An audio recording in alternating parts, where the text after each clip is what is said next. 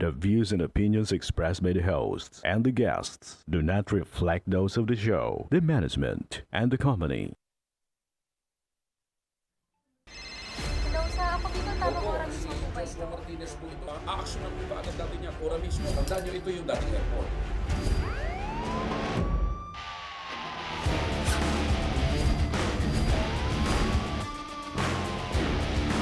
Hoy. Ano namang kayong dalawa pinagchichismisan yung mga marites kayo, ha?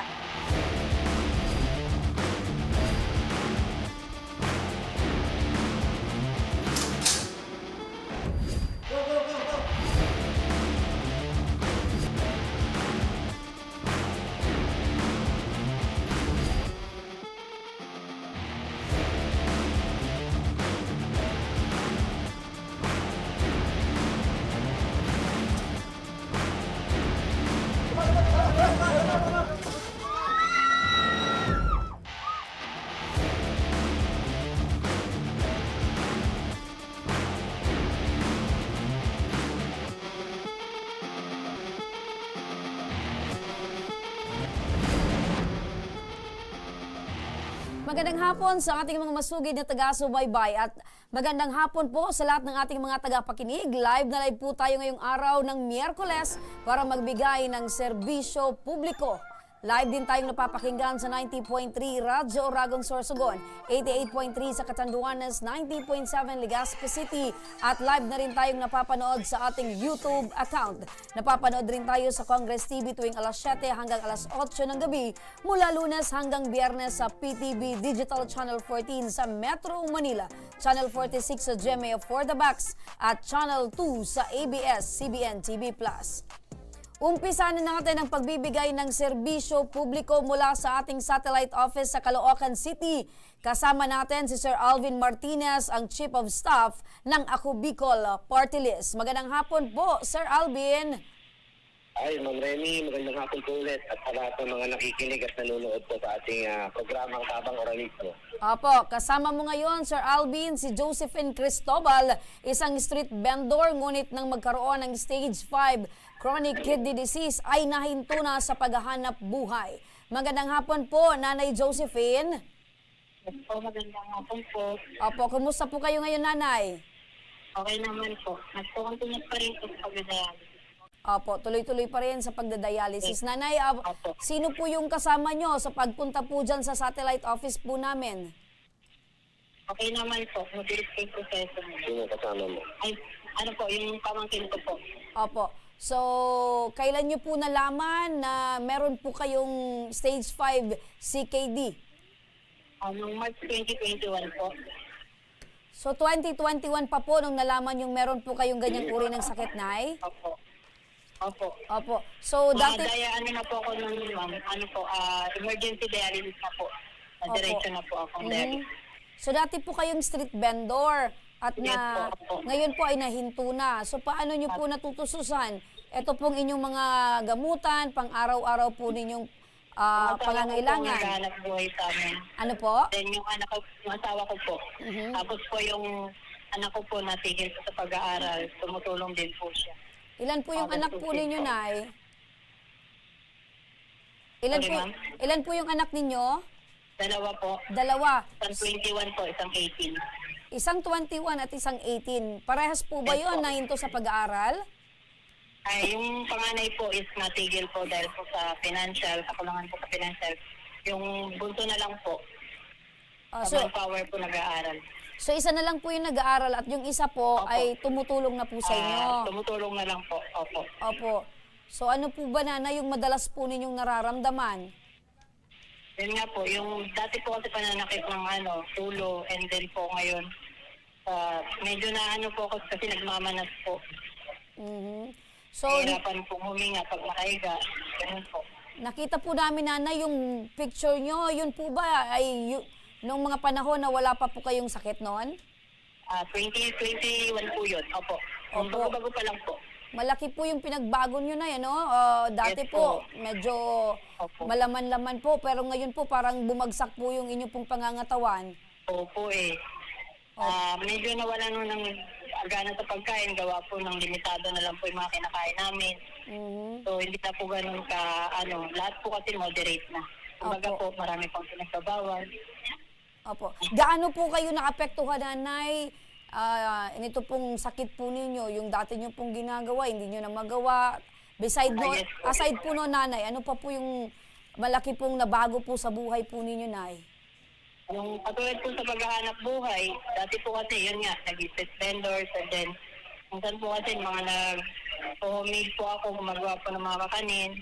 So ngayon po na nagkasakit ako, hindi na po kasi po mabilis po akong mangalay, yung binti ko po, mabilis magmanas, and hinihingal po ako. Hindi na po yung katulad dati na parang active sa lahat ng gawain. Opo, dati po Ngayon kayo, po, marami dati pa po. nanay, isa po kayong raketera. Medyo po. Opo. So ngayon po, nanay, na meron po kayong iniindang sakit na andyan po kayo sa aming satellite office. Ano po yung pinakakailangan nyo po, nay, para naman po kami ay makatulong po sa inyo?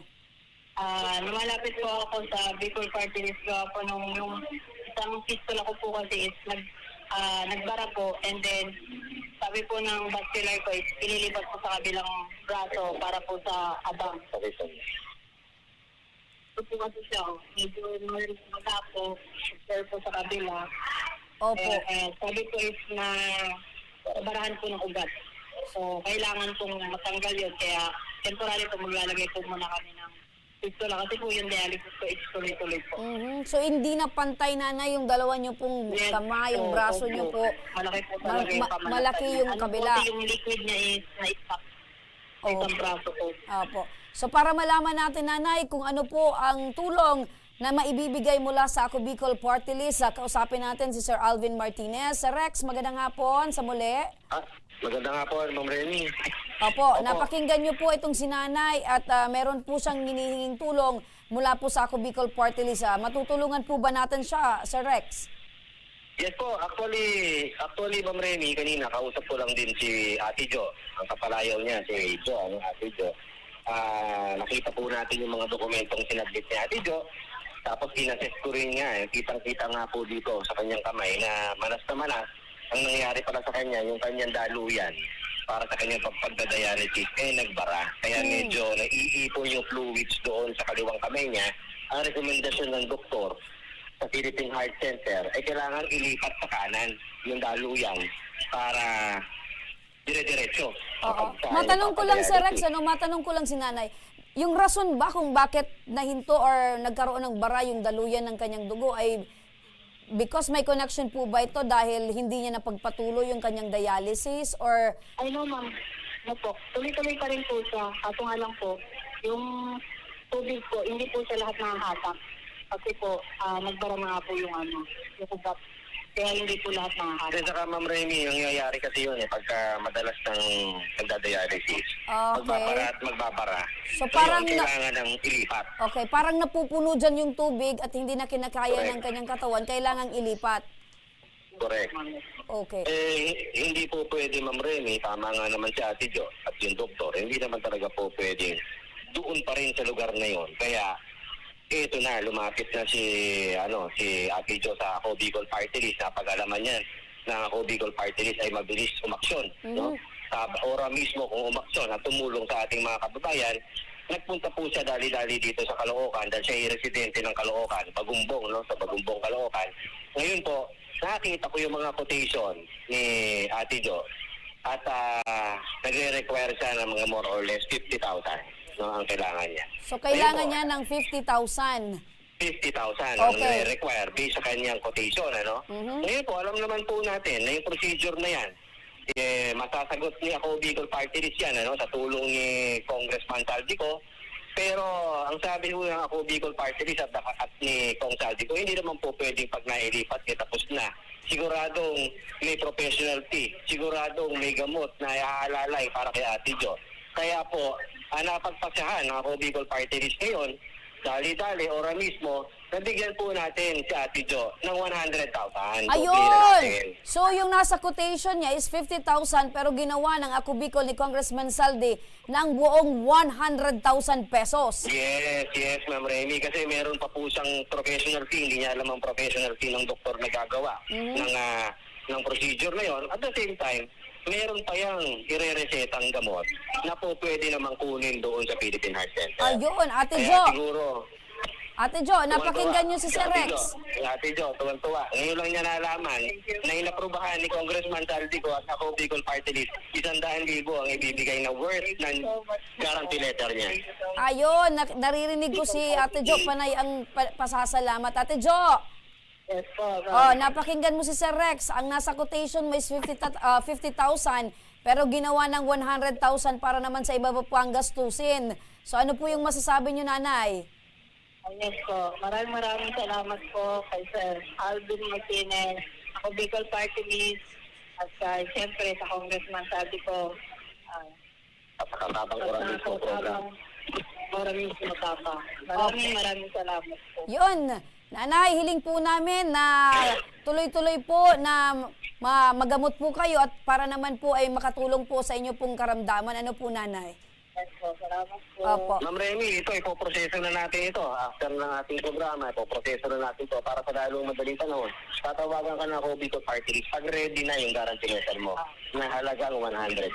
Ayun, ang gagawin nyo na lang po, Ate Jo, ay i-ready nyo po yung inyong sarili dahil once na ibinigay na po yan sa inyo ng Ako Bicol ni Sir Rex, ay tuloy-tuloy na po ang inyong gamutan. Salamat po. Maraming salamat po. Ayun, mabuhay po kayo, Nanay Joanne at Sir Rex. Maraming salamat sa iyong panahon at oras. Mabuhay kayo dyan sa National Capital Region, dyan sa satellite office din. Mabuhay. Mabuhay po, Ma'am Remy. Mga ka-aksyon, samantala, isa na namang kababayan natin na nagtatrabaho bilang isang OFW or domestic helper ang humihingi ng saklolo laban sa abusadong amo nito. Reklamo ni Joanne Briol, sa 2 buwan pa lang nitong pagtatrabaho, nagkaroon na siya ng sakit na ulcer dahil pinagdadamutan daw siya at pinagbabawalang kumain habang pinagpapatrabaho siya ng mahigit 19 na oras. Ang kanyang panawagan, panoorin po natin ito. Ako nga po pala si Joanne Tayuta Briol, 36 years old, OFW dito sa Beja, Saudi Arabia, ay humihingi po ng tulong sa Ako Bicol Tabang Ora mismo na makauwi po ng Pilipinas dahil po hindi na po kaya ng katawan ko magtrabaho sa dahilan pong 19 hours akong nagtatrabaho pero wala po akong kain. 1 day meal lang po kami dito at kasalukuyan din po akong may ulcer na dahil sa hindi po pagkain ng maayos. Sana po ay matulungan niyo po ako at mabigyan ng kaukulang aksyon. Mula sa Riyadh, Saudi Arabia, makakausap natin itong si Joanne. Magandang hapon sa iyo, Joanne. Hello, Joanne. Magandang hapon. Magandang hapon po at magandang Kumusta ka ngayon, magandang Joanne, hapon. dyan sa iyong lokasyon? Hello, Joanne. Bali, sa ngayon po, ito. Yes po, di niyo po ako naririnig. Sige, Opo. punta ako dun sa mali. Okay, ilapit ko lang para magkarinigan kami ni Joanne. Joanne, sa muli, magandang hapon. Magandang hapon po. Opo. So, kumusta ka ngayon dyan, Joanne? Bali, masakit po ang tiyan ko kasi ngayon po wala po akong almusal ngayon. Bali, ang ginawa ko lang, mainit na tubig. Kasi, pag ganito po talaga dito, pag umaga, wala po talagang kain. Bali, ang pinakakain na dito is alas 5. Okay. Hapon. So, sa mga oras na to, kumakalam ang iyong sikmura dahil wala ka pang kain. Yes po. Tsaka yung sumasabay din po yung ulcer ko.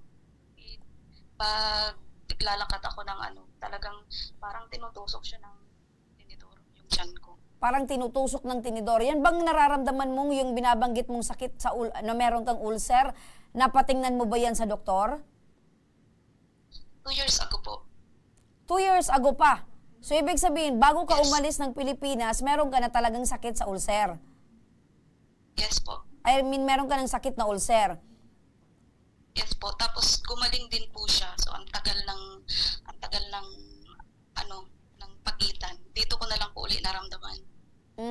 Maaari mo bang maikwento sa amin paano na hindi ka pinapayagang kumain dyan ng iyong amo? Bali, hindi naman po totally pinapayagan. Bali, ang nangyayari po kasi one day meal lang kami. Bali, ang pinakakain talaga dito is alas 5. Tapos may mga time na pag nagluluto siya, magbibigayan yung panandok ng kanin. Isang ganun lang, or minsan dalawa o isa't kalahati. Depende po sa kanya. Tapos yung tulad nung kagabi, isang sandok ng kanin. Tapos yung pakpak, di ba yung pakpak, yung pinakadulo nun, tinatanggal yun. Yun yung binigay niya sa akin, yung kalahati. Tapos yung buto ng liig ng manok. Bali, yun po yung binigay. Tapos may pangyayari na pinagluto niya ako ng pagkain. Nung naluto na, ang sabi niya, magluto ka ng indomie mo kasi yung pagkain na yan ay para sa amin. So, yun po yung tapos may mga may araw talaga na wala talagang pagkain kasi lalo pag umaalis po sila. Bali, tinapay lang. Hindi, sila po sanay sa ganun. Sanay po sila sa ganun. Ako, may biscuit naman ako dyan na pinili ko nung nagsumahod ako kasi hindi naman din po ako libre sa mga kailangan ko dito. Okay. Joanne, may nababanggit ka, no? One day eat meal. So, ibig sabihin, isang araw o isang beses lang sa isang araw kayo pinapayagan kumain. Bali, kami po lahat. Bali, sila din po, one day eat meal lang. So, ibig sabihin ito, kung ano yung tradisyon nila dyan sa Saudi na one day eat meal, dapat kayo din na mga katulong dyan, ganun din. Yes po, bali ako lang po mag-isa dito ang katulong. Tapos yung pinapakain sa inyo, kakarampot pa. Yes po, may pagkakataon nga po na yung tira-tira talaga nila. Yung itinatabi ko po yung tira-tira nila para in case po na walang luto, may makakain ako sa susunod na araw. Yun po yung diskarte ko dito. Okay. So, ginagawa mong diskarte para meron kang makain, nagpapasiguro ka sa paraan ng yung tira ng nilang pagkain, yun yung tinatabi mo para makain mo in time na meron, parang nakakaramdam ka ng gutom. Yes, totoo po yan. Pag wala po talaga, lalo pagkakaunti yung niluluto, wala. Tinapay. Kumusta naman yung trato sa iyo, Joanne, nung mga unang araw or isang buwan na ikaw ay nagtrabaho sa kanila? Nung mga unang araw, okay. Kasi sinama nila ako sa pamamasyal noon. Tapos nung tapos na yung pamamasyal noon, parang doon na siya nagsimula. One time, tawag dito, bali tinuturuan niya ako magluto noon ng kabsa. Bali, ngayon, ang sabi niya, magluto ka. Ang pagkakaintindi ko po kasi, yung manok, lulutuin is 20 minutes sa pressure cooker. Tapos, yung tomato paste is 2 pack. Naluto na siya. Gising na siya. Galit na galit siya kasi mali daw yung pagkakagawa ko. Kasi, tinanong niya pa ako kung ilang minutes ko niluto, sabi ko 20 minutes, dapat daw is 15 minutes lang. Yun po yung unang turo niya. Sigaw siya ng sigaw nung time na yun. Okay. John, matanong ko lang, ang trabaho mo dyan sa kontrata ay isang domestic helper. So, kasama doon sa kontrata yung pagluluto mo ng pagkain sa kanila at ano pa mang gawain sa loob ng bahay? Bali, all around po talaga ako dito. Kahit ngayon may pasok na. Bali, ang ginagawa ko dito at 4 a.m. ako gumigising, naghahanda ako ng pagkain ng mga anak niya.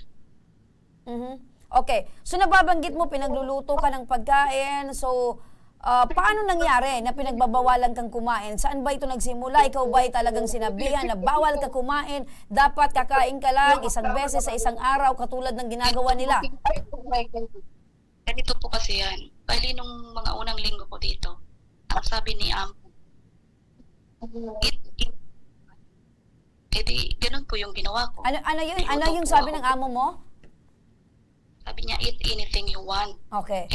Ganun po, nagluto po ako ng sarili kong pagkain. Kasi kala ko, tuloy-tuloy na allowed akong kumain o magluto ng sarili kong pagkain. Tapos ito, one time, bali mga parang naglipas ata yung 1 week na ganun yung sinabi niya. Sabi ko, pwede po ba ako magluto ng kanin? Kasi sabi ko, nagugutom ako. Sabi niya sa akin, bakit ka magluluto? Gumagawa naman ako ng pagkain. Sabi niya ganyan. Pero nung time na po na yun is mga around 12 p.m. na po. Bali, nung time na nagluto siya is nag-start siya ng luto is 5 p.m. na. Bali, ako po noon wala pa talagang kahit kape wala. Kasi wala pa akong isang buwan, so wala pa akong pampili noon ng pagkain. Kaya yun, hinintay ko talaga magluto siya ng pagkain. So ibig sabihin nito, Joanne, ang sabi ng amo mo, eat all you want. 'Di ba? So ibig Yes. tumatak sa isip mo na kahit anong pagkain pwede mong kainin, kahit anong oras pwede kang kumain. Yes. Okay, ilang beses na ba itong Opo. nangyari sa iyo na pinagbawalan kang kumain, nakaramdam ka talaga ng sobrang gutom? Maraming beses po. Tapos nangyari pa, nitong bago lang. Bali, may popcorn, yung chicken popcorn. Ang akala ko sa akin na natira. E di ngayon, kinain ko siya. Hindi ko naman alam na hahanapin din pala niya. Kaya noong time talaga na yun, hindi na po talaga ako nakialam na mga pagkain nila. So ang Doon po nagsimula akala mo yung chicken popcorn na yon ay tira para sa iyo. Yes po. Kasi ilang piraso na lang po pero hinanap niyo. Balit, nalipasan na ng magdamag.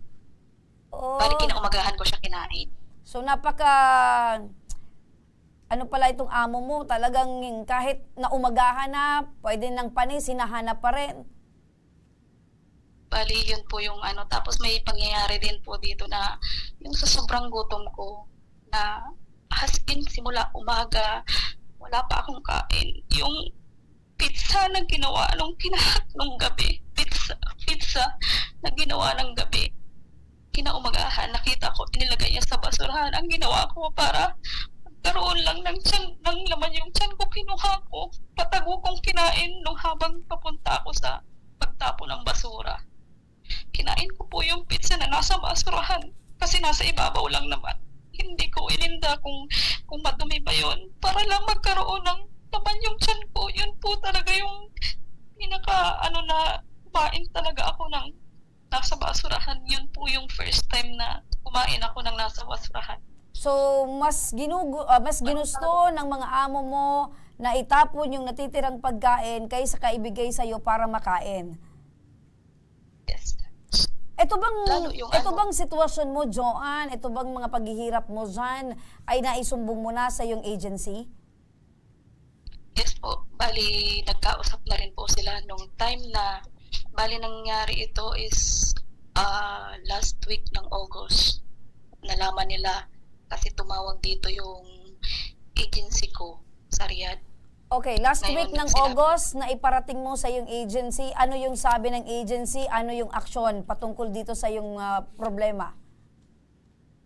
Bali, tinawagan po nila yung amo ko. Narinig ng amo ko yung kwento na ganun nga na pinagdadamutan ako dito ng pagkain. Galit na galit po talaga siya nung time na yun. Nagsisigaw siya. Pero ang lang doon, hindi niya ako sinaktan. Nagsisigaw siya. Ang sabi niya, sinungaling ka. May pagkain naman yan. Ba't di ka kumain? Bukas naman yung kusina. Sabi ko, opo, may pagkain. Pero sarili kong pagkain yung kinakain ko. Kasi may pagkain ako. Ang sabi ng agency ko, bakit ka may sariling pagkain? Sumahod ka na ba? Sabi ko, opo, bumili po ako ng pagkain ko. Yun ang kinakain ko. Yun yung sinasabi niya kinakain ko na sinasabi niya nakikita ka lagi kumakain. Sabi ko, kumakain ako, pagkain ko. Pero tinitipid ko pa kasi ang sabi nga is 2 months bago magbili ng pagkain. Kailangan kong tipirin yun. Okay, Kaya matanong ko lang, hindi ko Joanne, rin po matanong ko lang, Joanne. Sa kontrata ba, libre talaga yung pagkain mo dyan or kailangan mong bumili ng sarili mong pagkain para makakain ka? Nasa kontrata po, na libre lahat.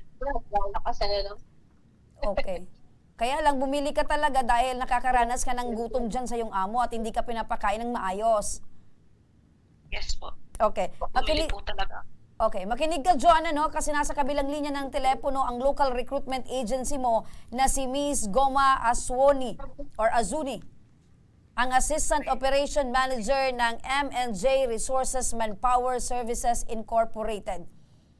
Magandang hapon po, Miss Goma. Gwen po, ma'am. Pasensya na, Gwen po. Okay, Miss Gwen, magandang hapon po. Magandang hapon din po, ma'am. Yes, good Opo. afternoon po. Miss Gwen, alam niyo po ba itong sitwasyon ng ating OFW na nandun po sa Saudi Arabia? Opo, ma'am. Actually, nakausap ko pa siya noong September 23 po, ma'am. Nagka-text po siya sa akin at binidyohan ko niya yung laman ng ref ng amo niya regarding po dyan. Mhm. Kausap ko po siya. Pinicturean Sa niya imo yung po. laman ng ref. Ano po ba yung laman ng ref? May laman ba para makakain itong si Joanne or wala pong laman kahit ano man na pwedeng lutuin or kainin? Meron, opo ma'am, meron po doon, ano po ma'am, mga tawag nito, mga palaman. Nakita ko po, may palaman, may tawag nito, may carrots, may kamatis. May nakita po ako doon, ma'am. At saka doon sa freezer po, ma'am, may mga plastic po doon, ma'am, nakalagay po. Ano po Hindi yung ko lang ano po sure yung kung rason? ano Miss Gwen, ano po yung rason ni Joanne? Bakit po ay pinadalan po kayo ng litrato ng laman ng ref?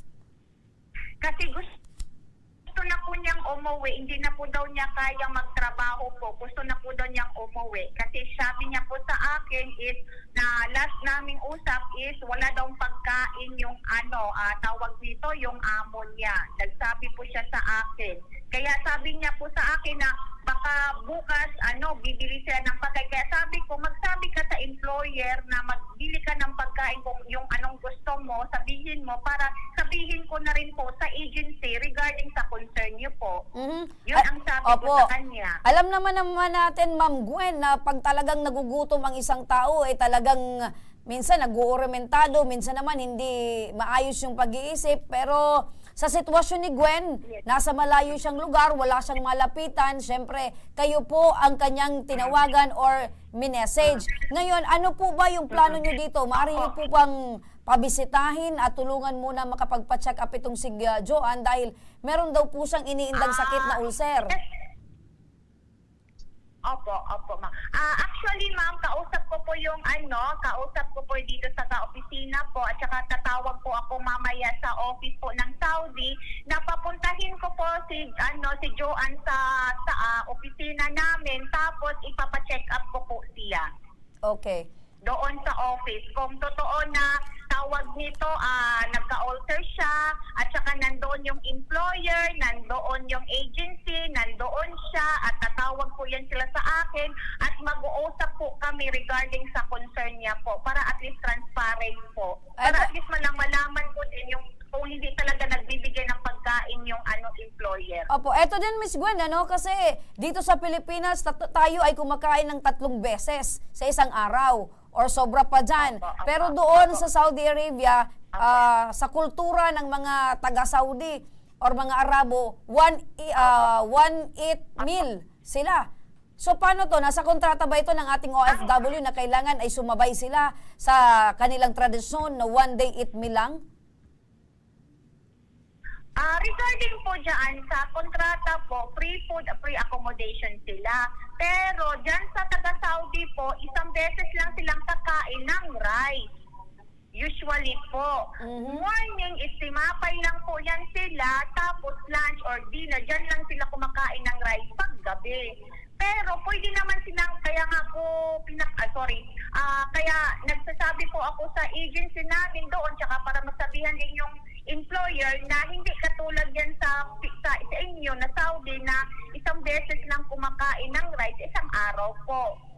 Kaya tumatawag kami sa employer na ipapalo. Tsaka actually palagi ko siyang kausap sa imo, kausap ko siya sa palagi yan siya din nakaka-online kaya palagi kami nag-uusap po niyaan siya. At saka regarding po dyan, hindi lang yan problema din yan sa po ma'am, sa pagkain, may problema po din yan sa pamilya niya na mayroon siyang una niyang asawa sa anak niya, kaya gusto din niyang umuwi kasi naglas-las po yan siya, yung anak niya, kaya isa din siya gustong umuwi at saka namimiss na rin yung anak niya sa pangalawa niyang asawa, kaya isa din niyang gustong umuwi. Okay. Isa-isahin lang natin, Ma'am Gwen, yung unang sumbong nitong si Joanne ay may connection po sa kanyang amo na syempre nahihirapan siya doon dahil nakakaranas ng gutom. Apo, nararanasan niya yung pagkagutom, sobrang pagkagutom dahil nga hindi siya pinapakain ng employer or walang makakain doon or walang iniiwan ng pagkain. Yung pangalawa naman, binabanggit po ninyo na may problema itong si Joanne sa kanyang pamilya dito sa Pilipinas.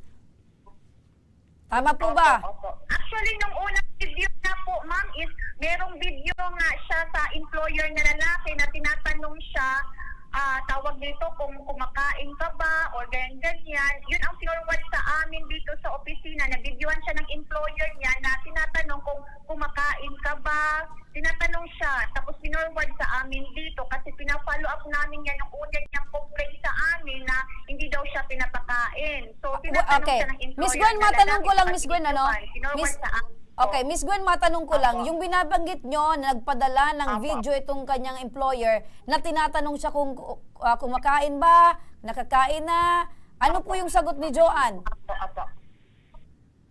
Opo, okay naman po.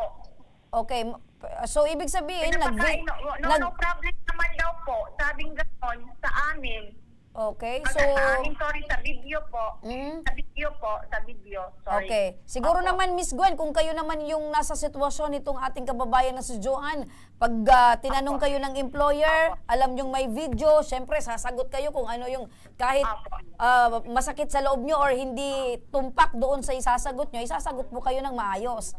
Pero ano na lang po yung actionin nyo dito patungkol dito, Miss Gwen? Regarding po sa kanya, ma'am, is tatawag kami sa agency sa Saudi mamaya po na si Joanne is papuntahin po sa opisina po. Papuntahin po siya sa opisina para i-check up po siya kung may ulcer po siya. Okay. So ang gagawin po ninyo ay ipapatawag nyo itong si Gwen, ito pong si Joanne para po ay ipa-check up para malaman kung meron po talagang sakit na ulcer. Opo, Okay. ma'am. Opo. So, eto makinig po kayo, Miss Gwen, para mabigyan kasiguraduhan yan na inilalapit sa inyo at inilalapit din dito sa amin. Etong alalahanin ni Joanne nasa kabilang linya ng telepono ang tanggapan ng Overseas Workers Welfare Administration. Eto, nasa kabilang linya na nga si Attorney Sherilyn Malonzo, ang Director for Operations Center ng OWA. Magandang hapon po sa inyo, Attorney Shi. Magandang hapon po. Opo, eto Attorney Shi, isa na naman pong kababayan natin ang kailangan po nating matulungan dahil nakakaranas po ng sobrang pagkagutom doon po sa kanyang employer sa Saudi Arabia. Attorney Shi, sa ganito pong klase ng employer, ano po ba yung maaari nating gawing action patungkol po dito at ano po ba yung maaari nating maitulong kay Joanne? Okay. So, unang-una po, napakinggan ko po yung sinabi po ng ating OFW, si Joanne, at yung kanyang agency po, yung representative ng agency. So, inaasahan ko po na yung agency po ay tutupad sa kanyang sinabi ko na dadalhin si Joanne sa doktor para ma-check yung kanyang nararamdaman at pag-uusapan yung terms and conditions ng employment. Kasi nung na-report din po sa amin, actually meron po sila sa amin na parang kasulatan ito. I think sinabit ito sa embassy po, sa Philippine Embassy po sa Riyadh. Isinabit po ito. Ang nakalagay po rito ay pumayag po si Joanne na makipagkasundo po dito pa nga po ng kanyang Philippine Recruitment Agency na hanggang October 24 na lang siya.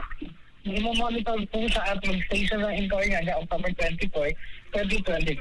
So ngayon, ang gusto ko lang malaman po is that kung hindi daw po, kung magpapatuloy pa rin po sa pagbabiolate ng terms and conditions ng employment contract ang kanyang amo.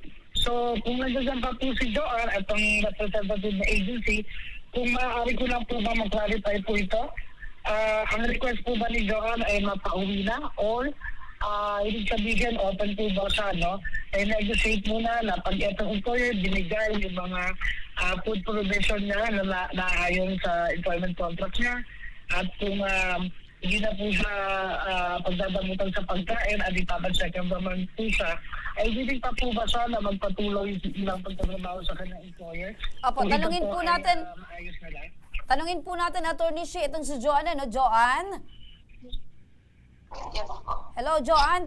Gustong malaman ni Attorney Shi kung ano yung gusto mo. Gusto mo ba na mapauwi ka talaga dahil dito sa sakit mo sa ulcer or pag kumbaga, nabago yung sitwasyon mo dyan, yung hinihingi mong pagkain na ibigay naman ng employer mo, hindi ka na makakaranas ng pagkagutom, gusto mo pa bang ipagpatuloy yung pagtatrabaho mo dyan sa yung employer dyan sa Saudi?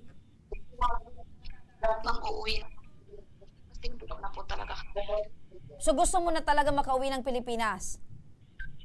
Yes po. Okay. Attorney Shi, ang gusto daw po ni Joanne ay talagang makauwi na daw po ng Pilipinas.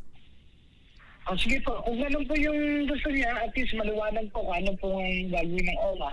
So, after nandiyan naman po yung taga-Philippine Recruitment Agency, no? So, gusto mo rin ipaliwanag, Joanne, di ba? Alam mo naman, kailangan mo nang gagawin natin ay, of course, makakuha no, ng exit visa no, from your employer para makaka-uwi ka na. Unang-una, kung nakikinig yung taga-agency, alam naman nila may violation na sa employment contract ni Joanne. Kahit kakadeploy na pa lang ng June 27, kung tutuusin, ilang buwan pa lang si Joanne, no? Para magtatatlong buwan pa lang. At ang kanya kontrata ay 2 years. Pero, so, based sa salaysay niya, at kung ito ay, ang presumption po kasi natin talaga nagsasabi ng totoo yung OFW, lalo na kung wala namang pong motibo. Opo. Kasi hindi naman po yung nag-abroad, no, para lang para magbakasyon or what, no. So kung mabait naman ng employer niya at susunod ng kontrata, hindi po uuwi yan. Tama. Kung hindi tapos ang kontrata.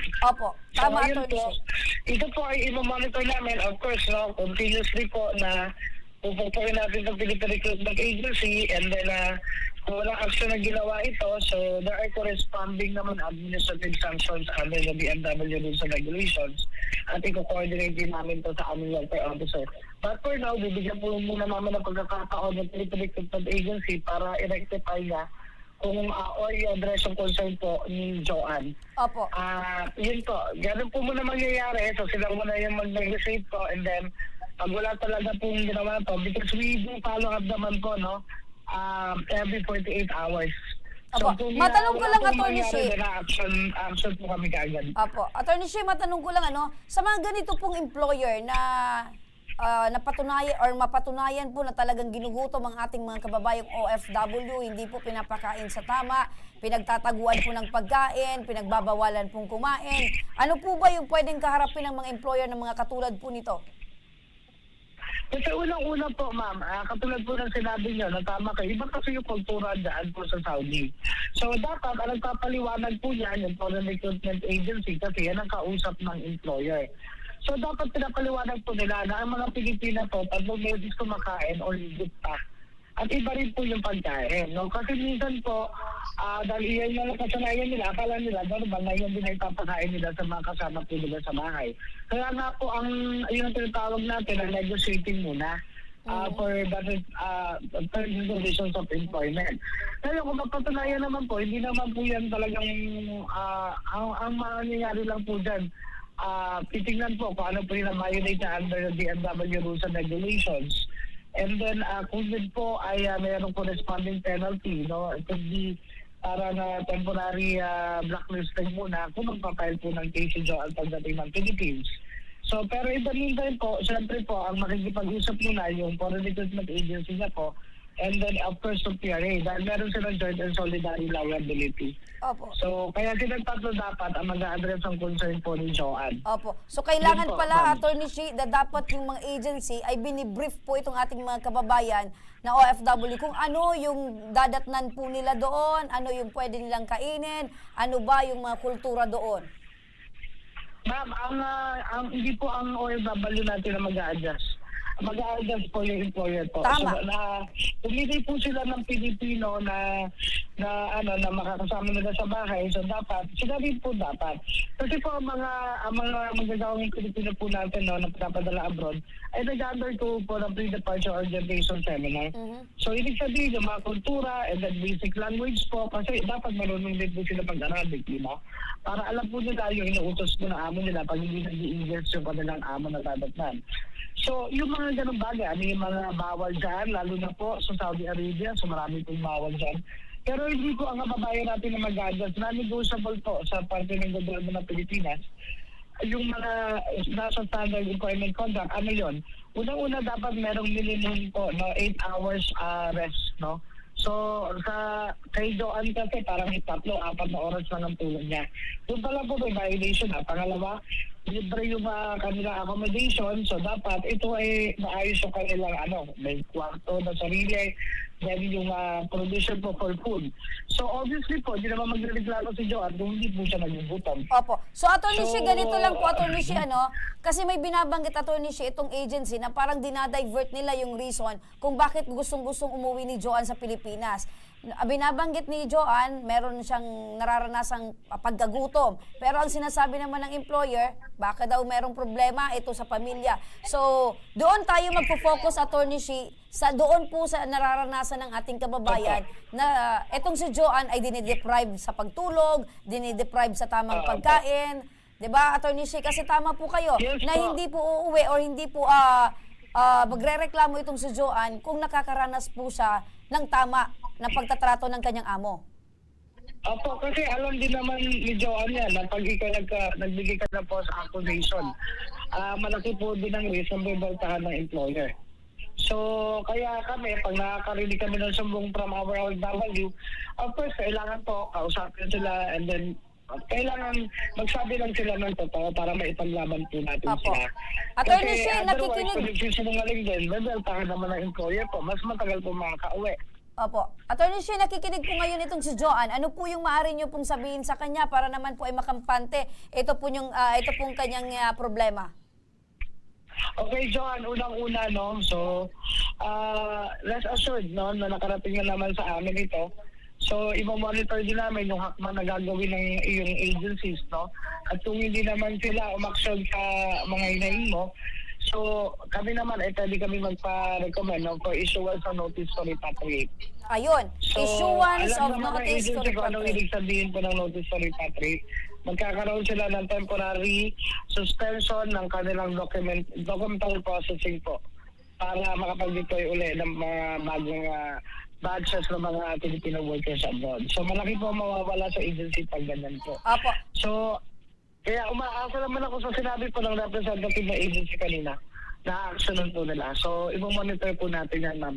Apo. With that po, Atty. Shi, maraming salamat po sa inyong oras at kami po ay makikipag-ugnayan po pa rin sa inyo para kami po ay, kumbaga ito pong problema ni Joanne ay ating pong matutukan. Maraming salamat po, Atty. Shi. Welcome po. Okay. So, Joanne, pakinggan mo itong si Atty. Shi. Maingay po. Maingay. Hello, Joanne. Maingay po background. Okay. So, wag kang mag-alala, Joanne, Wag kang mag-alala, Joanne, dahil tututukan ito ng OWA at syempre ng aming tanggapan para naman ikaw ay tuluyan ng makauwi dito sa Pilipinas ng ligtas. Mabuhay kayo. Eto mga kaaksyon, sa pagbabalik ng Ako Bicol Tabang Ora mismo, isang Cambodian nangangailangan ng tulong medikal dahil sa iniindang stage 5 chronic kidney disease. Ang Ora mismong pagtugon sa kanyang hinaing, abangan, kaya huwag kayong bibitaw, magbabalik pa ang Tabang Ora mismo.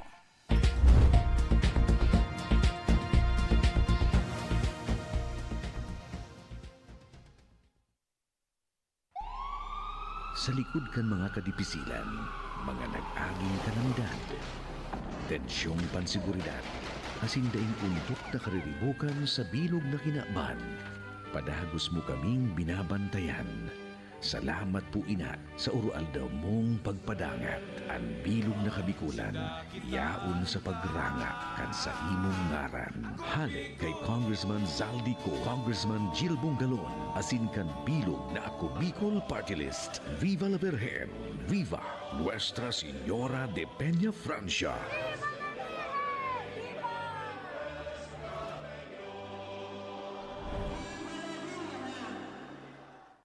Daan-daan na po ang mga nakapagtapos at may mga kanya-kanya ng propesyon.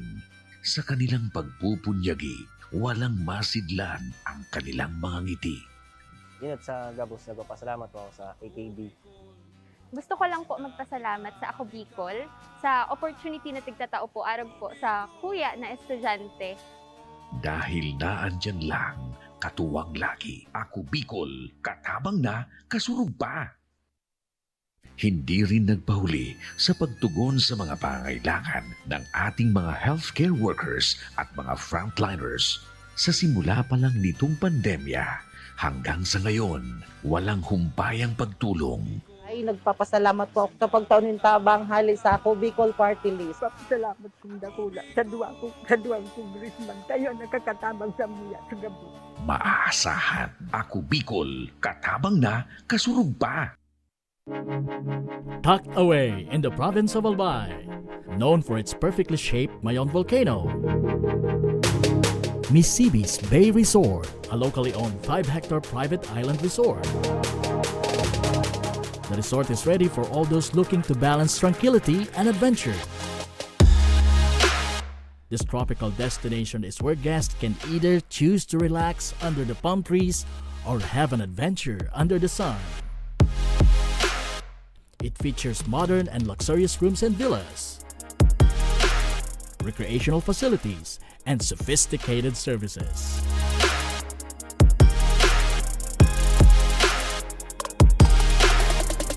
Come and experience Missibis Bay Resort, your tropical island getaway.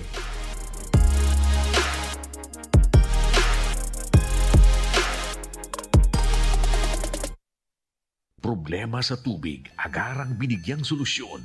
Nagpatayo ng mga solar-powered water supply system sa mga liblib na lugar.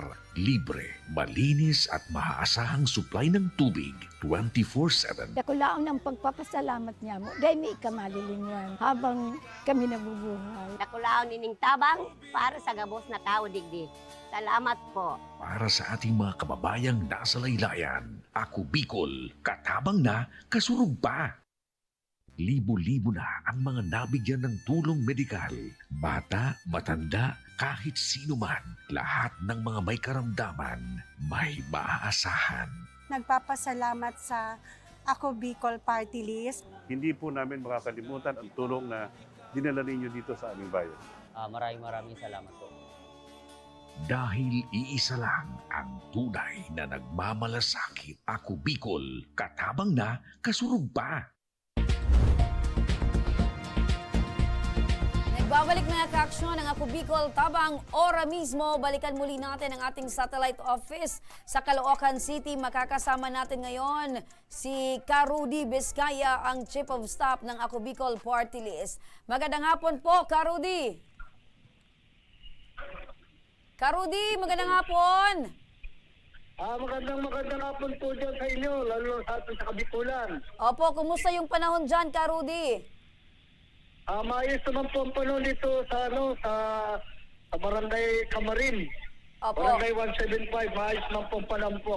Opo, Rudy, kasama mo ngayon itong si Rizali Van.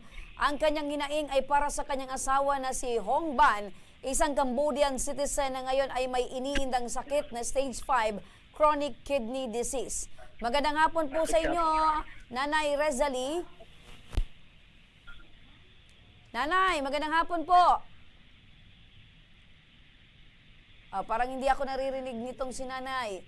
Nanay, magandang hapon po. Hello, Nanay, magandang hapon. Magandang hapon po. Ayun. Opo. Makihawak po nung yung mikropono po ng inyong pong earphone. Ayun. Okay. Nanay, magandang hapon sa muli. Magandang hapon din po sa inyo. Ayun. Makilakas-lakas lang ng boses na yan, no? Gaano na pong katagal nakatira po itong si mister nyo po dito sa Pilipinas? Mahigit na po, 15 years.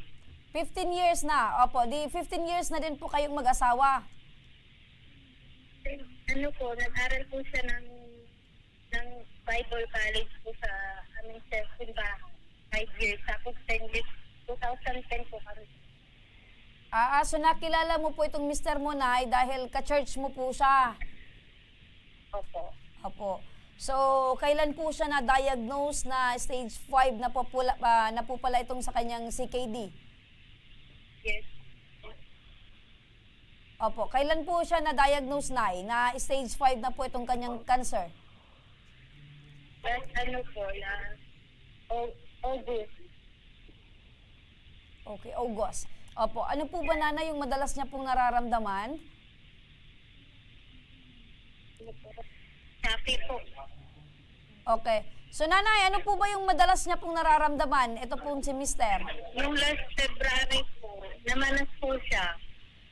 Namanas, tapos madali na po siyang mapagod. Tapos yung ano po niya, yung hemoglobin po niya nababa. Nagiging maputla po yung kulay niya. Opo.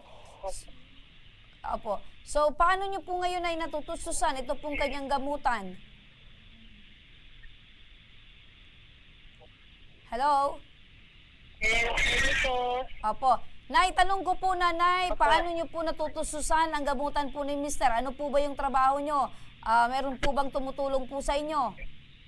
Ako po, nagre-repair lang po mananahi sa bahay. So, isa po kayong mananahi. Kumusta naman po na yung kita bilang mananahi, nay? Malakas din po ba?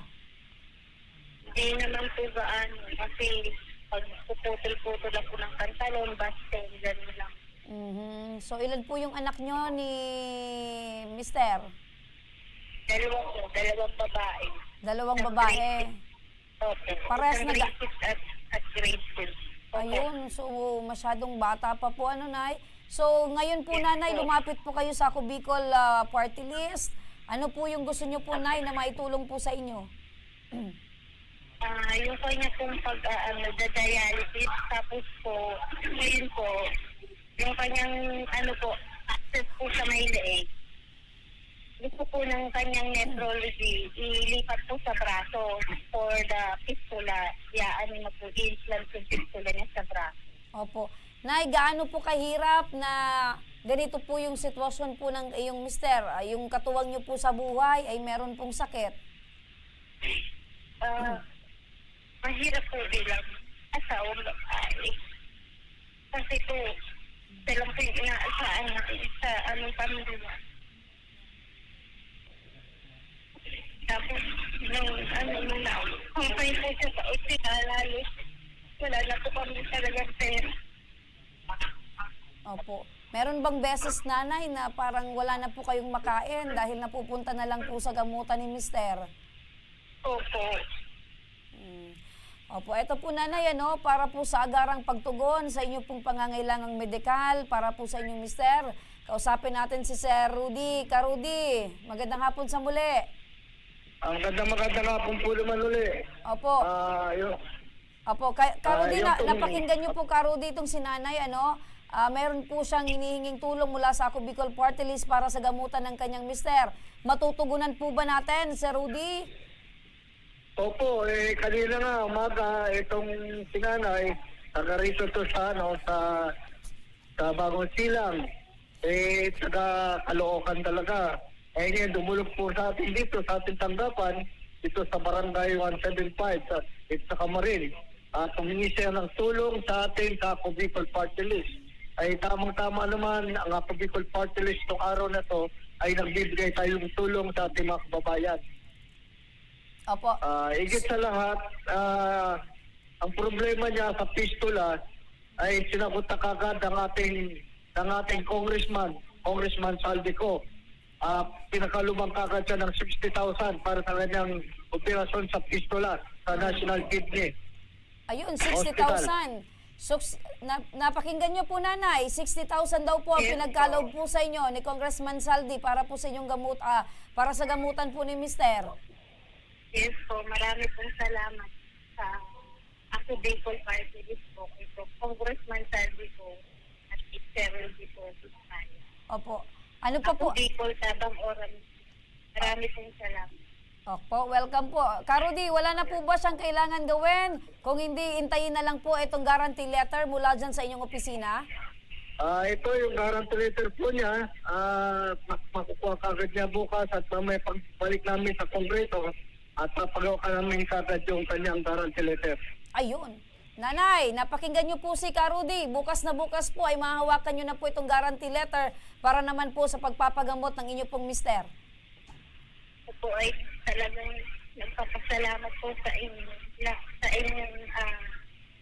sa Ako Bicol Party List. Talagang tulog po kayo ng lang.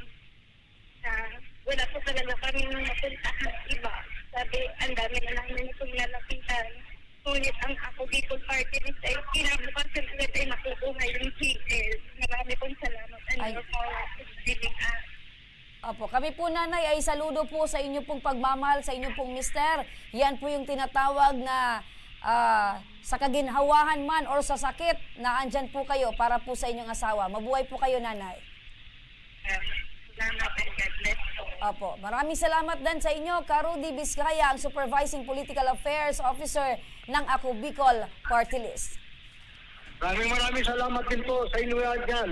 Ayun. So, naniniwala po tayo mga kaaksyon na talagang ang Ako Bicol Party List ay laging handa po para tumulong sa ating mga kababayan. Napanood natin talagang si nanay ay napaiyak dahil sa sobrang saya na ibinigay na tulong ng Ako Bicol Party List. Siyempre, lahat po ng ating mga kababayan, yan man ay saan mang sulok ng ating mundo, saan man sulok po kayo ng Pilipinas, ay maaari po kayong humingi ng tulong sa Ako Bicol Party List. Eto mga kaaksyon, samantala, isang estudyante naman mula sa Kamalig Albay ang nag-top 1 sa nagdaang licensure exam for social workers.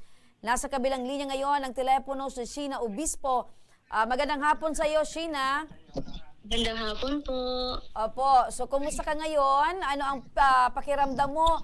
At ikaw ang nag-top 1 ng una sa kakatapos pa lang na licensure examination for social workers. Ayan, sa ngayon po, sobrang mix pa rin po ang mga emotions na nararamdaman ko.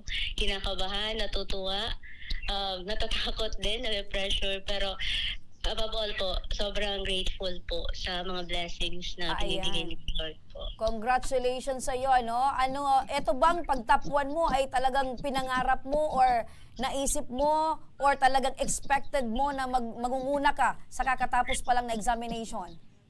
Hopeful po, pero hindi ko po in-expect. Talagang ang layo po niya sa expectation ko. Ang expectation ko lang po ay, hindi ko nga po sigurado, pero umasa po ako na makakapasa at makakapag 100% po yung department po namin. Pero ito po mag-top 1, hindi po. Opo. Orgulyo ka talaga ng mga Bicolano, especially ng mga kapwa mo Buenos. Ngayon, ang tanong ko ngayon, Sheena, ano yung plano mo ngayon? Dahil syempre pasado ka na, aside sa pagiging pasado na, top 1 pa, at lisensyado ka na bilang isang social worker. Ano ngayon yung plano mo ngayon sa buhay?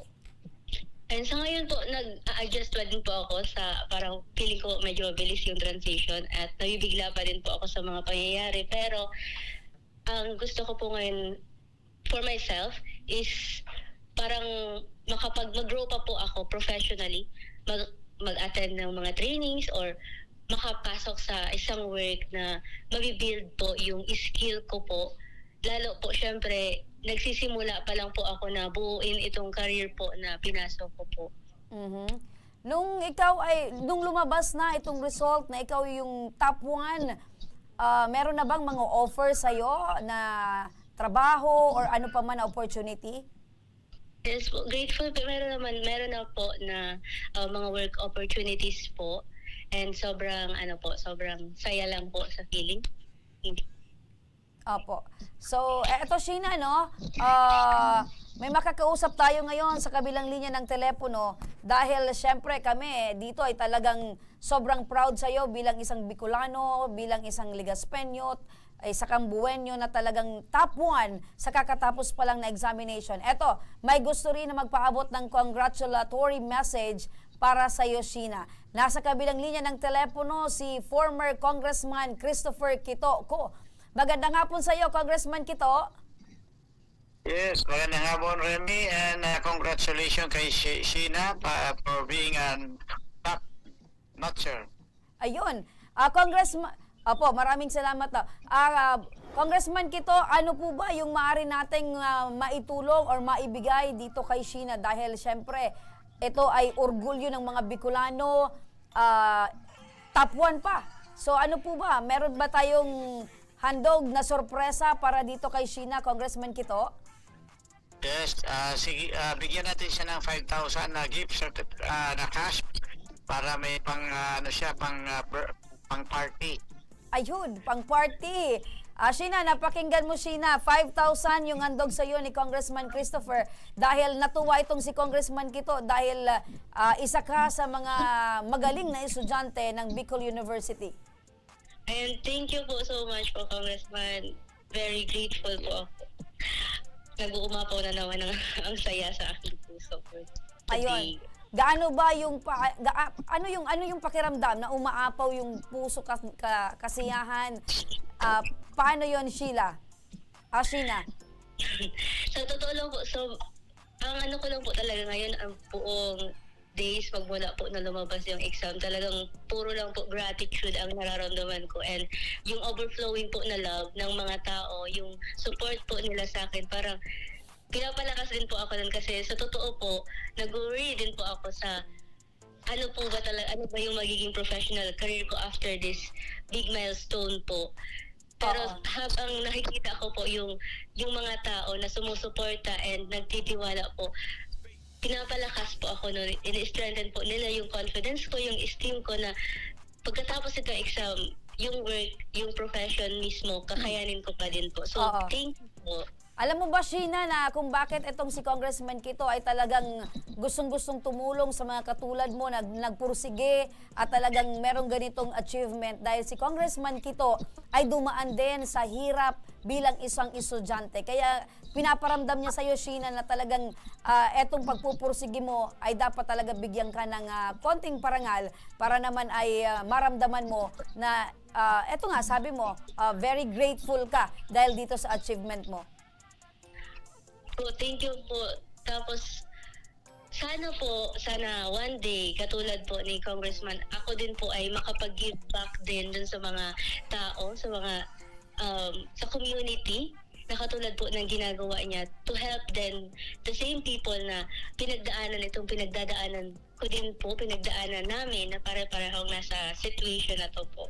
Ayun. So, pagpatuloy mo lang, Sheena, yung pagiging mong meron kang mabuting puso sa kapwa dahil yan ang kagustuhan mo na i-bring back mo itong mga tulong na natatanggap mo mula sa ibang tao ay magawa mo din sa ibang tao. Sa muli, Congressman Kito, maraming salamat po. Alam namin na very busy po kayo ngayon pero binigyan niyo po ng pagkakataon para po ay congratulate ito pong si Sheena sa kanya pong achievement. Okay, welcome po, Sheena, and good luck sa future. Ayun.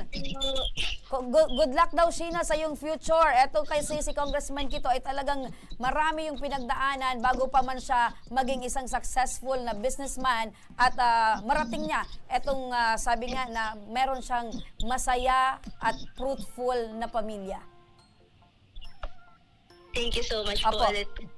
Sheena, baka meron kang message sa ating mga kababayan, especially ito din ng mga estudyante na kakatapos pa lang ng kanilang pag-aaral at syempre umaasa din na makapasa din sa kanilang mga licensure examination katulad mo, Sheena. Go ahead. Unang-una po sa lahat, kahit paulit-ulit na thank you po talaga sa support ninyo. And para po dun sa mga nagpaplanong mag-take ng social work or para dun sa mga nangangarap, wala pong imposible kay God. Talagang mag-root lang po tayo sa Kanya kasi kahit ako, pakiramdam ko, napaka-imposible na nga yung makapasa tapos makatop 1 po. Parang na-overwhelm po talaga ako. So, kung gusto mo yan, kung yan yung passion mo, you fight for it. Kasi darating at darating yung time na ang hirap na niya, nagugustuhin mo na parang sukuan na lang. Pero kung dun talaga yung calling mo, kung dun po talaga nabubuo yung puso mo, gawan mo ng paraan, ilaban mo siya kasi at the end of the day, dun mo din makukuha yung fulfillment po. Yung work hard but kasama po nun, ask for God's guidance. Ayun. So, ang pinaka-importante, work hard. Gawin mo yung lahat, pero wag mong kalilimutan na meron tayong Panginoon na kailangan natin ng gabay at pasalamatan. Yun, Shi. Kayang-kaya niyo po iyan.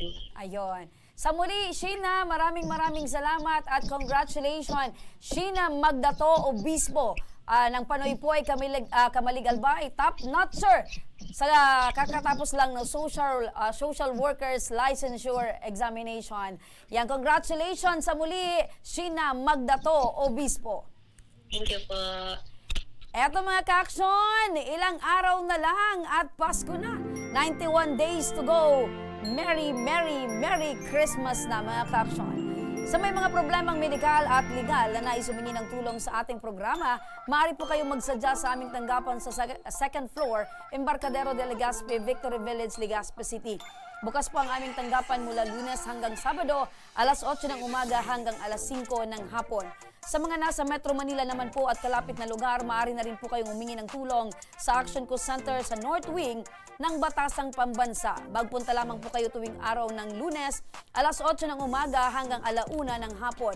O kung kayo naman po ay taga Caloocan, bukas na rin ang ating Action Co Center sa Barangay 175 Multipurpose Hall, Caloocan City tuwing Miyerkules lamang po. Mula alas 10 ng umaga hanggang alas 5 or alas 12 ng tanghali mga ka-aksyon. Again, every Wednesday lamang po yan mga ka-aksyon. Maaari na rin po kayo magtungo sa Ako Bicol Tabang Ora mismo ni Congressman Saldico sa Camarines Norte sa Provincial Capitol Building, Barangay 3, Daet, Camarines Norte. Para naman sa mga taga Camarines Sur, maaari na rin po kayong dumulog sa Zone 2, Tagungtong, Goa, Camarines Sur. Bukas po ang aming tanggapan mula Lunes hanggang Biyernes, alas 8 ng umaga hanggang alas 4 ng hapon. Maaari din po kayong magpadala ng inyong mensahe sa aming official Facebook page na Ako Bicol Tabang Ora mismo. Kahit anong reklamo ay amin pong tinatanggap. Huwag niyo rin pong kalimutan na i-follow ang aming mga official social media account sa aming Facebook account, YouTube at TikTok account, Ako Bicol Tabang Ora mismo. Hanggang bukas mga ka-aksyon, sama-sama nating aksyonan ang mga problemang medikal at legal. Ako po si Remy Araneta Mindones. Ito ang programang May Paninindigan, tutugon sa inyong pangangailangan. Sa muli, magandang hapon at salamat. Ito ang Tabang Ora mismo. Aksyon ko lahat ay dadamayan. Noon at ngayon tayo'y sinamahan. Aksyon ko patuloy na magsisilbi. Aksyon ko sa mga nangangailangan. Aksyon ko lahat ay dadamayan. Noon at ngayon tayo'y sinamahan. Aksyon ko patuloy na magsisilbi.